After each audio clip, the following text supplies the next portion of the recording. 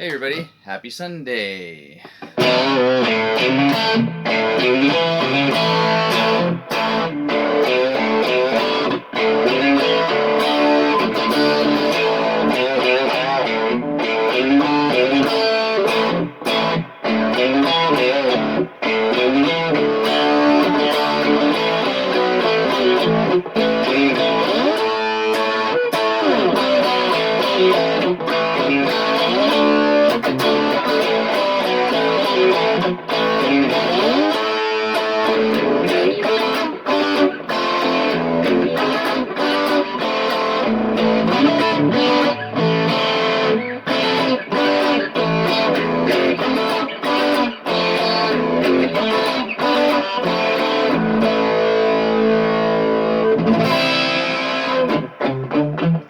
Okay, I'll stop there.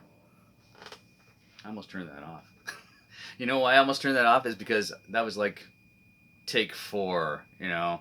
I always do that. I just never practiced them before. I just hit record and it's like anyways, don't underline your mistakes. Don't underline. I had a guitar teacher or somebody told me that. Don't underline your mistakes. Anyways, cheers. Happy Sunday to everybody who is surviving November right now. Hey, and the weather is, keeping us happy, I guess, Cheers. Not that cold. Not that cold. No white stuff on the roads where I am. I know, I got a few friends out west that might disagree with me on that one, but hey, here we are. We're surviving. It's the 24th of November. It's 1 month to Christmas Eve. Did you even think it was creeping up that fastly? Fast. That fast. There we go. Yeah, the big day's coming. Anyhow. And happy Thanksgiving, early Thanksgiving to all my American friends. Big week for you guys. Black Friday and all that kind of stuff. But happy birthday week to Mr. Joe Walsh of a certain band, and of course Mr. Solo guy, James Gang, and a lot of solo material for the guy. Amazing. That other band that I'm not going to mention the name of. By the way, if you watch my show, and I'm on 200 something shows now. I've done a lot on Joe Walsh because I think he's pretty amazing. There's some really hilarious videos of when he was pretty drunk in interviews and all that kind of stuff. You should look those up on YouTube actually. But Joe Walsh is an incredible guitar player, a huge innovator, and I call him, quote unquote, myself came up with this. I call him the Forrest Gump of rock and roll. And why is that? Well, if you haven't seen Forrest Gump, the movie, it's about this fairy tale character that kind of tiptoes through different, historic events in the world from, let's say, the 50s to present or whenever the movie was made. And, he's in the hotel when Watergate happens and that kind of thing. And then, he claims responsibility for Elvis's dance. Anyways, the reason why I call Joe Walsh the Forrest Gump of rock and roll, because he's kind of in all these events. Well, let's just say guitar player events. For instance, case in point, he sold Jimmy Page the iconic Les Paul Sunburst that you see in "Song Remains the Same," and it's the iconic guitar, which I got to see up close in New York City a few years back, and so there's one. He also let Pete Townsen borrow his Gretsch 6120 and a Fender Twin, and Pete Townsen basically subsequently went home with this gear and wrote "Who's Next" on those two, guitar and amp. So there's two. He also is kind of had a hand into inventing the talk box with Heel Sound. Came up with this idea to put the speaker of your guitar amp through a tube into your mouth and shape words. So there's another one. Also, there's little things like Stevie Nicks. He was with Stevie Nicks for a long time, and Stevie Nicks actually calls him the love of her life. I'll tell you a little bit about Stevie's partying years, but and of course he was in the Eagles. Oh, sorry, did I say that band name? Yeah, I did. Uh, anyways, no, I'll tell you the Eagles story in a second. And he's also Ringo Starr's brother-in-law. He's married to Barbara Bach's sister. I can say that right. But anyhow, oh yeah, here's my story about the other band. If you watch this show, I think I started the story earlier and got drifted off. If you watch this show regularly, because I'm at my 200 something show, I don't know what number it is. I figured out later. I've done Life's Been Good intro before, but I think the first time I did something on Joe Walsh, I played a song by that other band that kind of goes.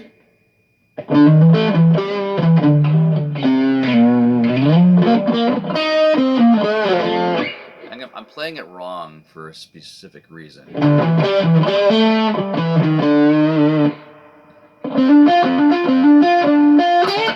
Anyways, that's all I'm going to play of that song.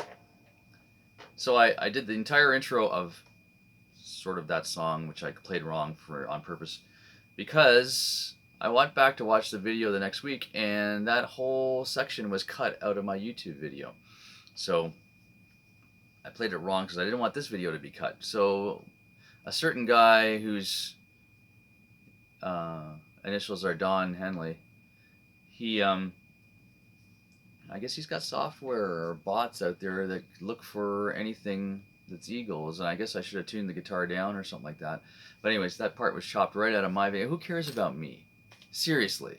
I'm not making any money off YouTube videos or Facebook stuff or this show. Who cares? Like, why? Someone's going to hear that and buy my album? I don't have it. There's no album. Yeah, and I'm not monetizing stuff in this kind of thing, So anyhow, that's why I play a Joe Walsh song at the beginning, and hopefully he doesn't, that doesn't trickle over into Joe Walsh's material. But anyways, Joe Walsh is a phenomenal guitar player. He's the Forrest Gump of rock and roll. Love him. His music is just amazing. He's just a historic character. So many historic characters in the world of rock and roll. But anyways, happy 77th birthday to Joe Walsh. I think the Eagles still do gigs. They may have come to Toronto. I saw them on that tour that had Glenn Frey's son, Vince Gill on guitar, and a whole gaggle of people on stage. I counted 60 guitar changes. Every song, you had just two tents on either side of the stage, just racks of guitars, and every song they changed guitars, because they had Stuart Smith, who was in the Don Henley or Don Felder role. Then just guitar, and they actually had another guitar player in the shadows. Like, what was he playing? You got 7 guys on stage playing guitar, and there's another guy. I don't know. Anyways, it was a pretty cool show. Definitely missing Glenn Frey as the front man in that show. Yeah, definitely missing Glenn Frey. But anyways, cheers to Joe Walsh, Uncle Joe as I call him. He is part of our Double Neck family, and I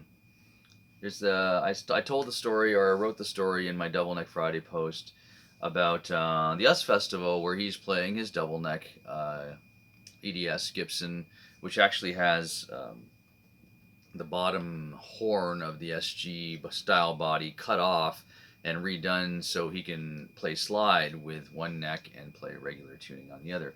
He plays Rocky Mountain Way with that guitar, or he did. And then you hear this, if you watch the US Festival footage of his performance, it's kind of funny. And then after Rocky Mountain Way, you hear this, the camera pans the crowd, so the camera doesn't catch this.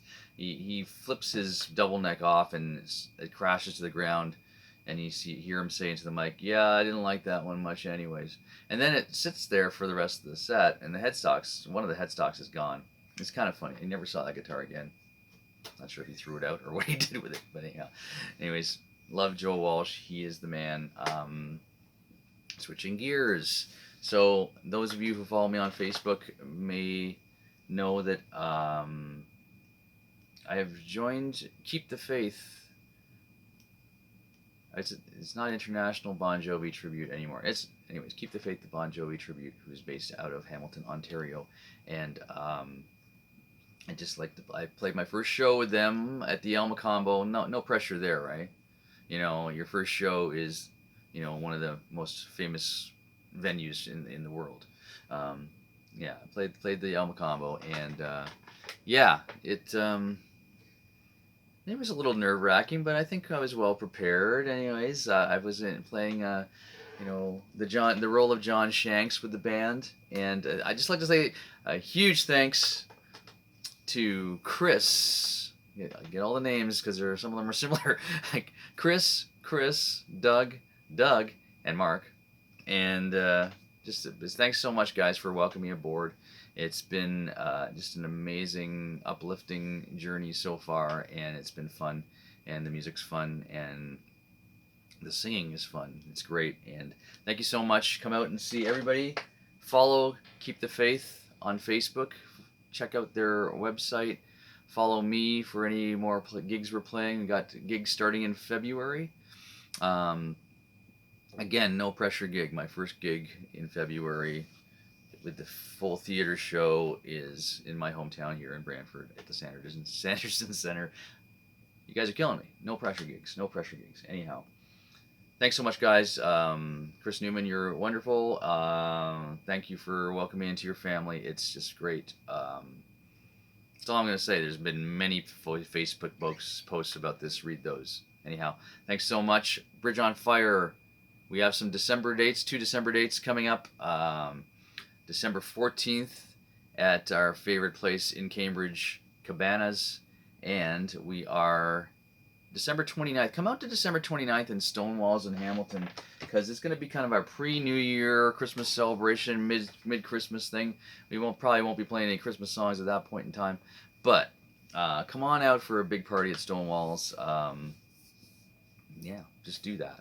And of course, my band Bridge on Fire is alive and well, and we'll be rocking through 2025 as well. In case that answers any questions that you might have.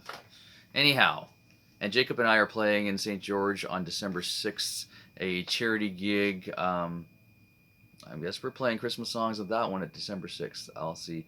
We also have our Rogers TV special for Avalon Music Academy coming up in December. I haven't filmed it yet, but we're going to do that sometime in the next 2 weeks. This is nerve-wracking, man. I got lots going on. And we also have our Avalon concert on December 15th, which is the day after I play in Cambridge, which is... anyways, I'll be really awake on this show at that weekend. There's going to be some pre-recording of the show. Anyhow, thank you so much. Keep the faith. Thank you so much. Bridge on Fire. Thanks so much for Angela, my personal manager, who's been with me for the whole ride in my whole life of playing this thing. Nice strat, eh? Anyhow, take it easy, guys. Happy Sunday. Have a great week. Bye-bye.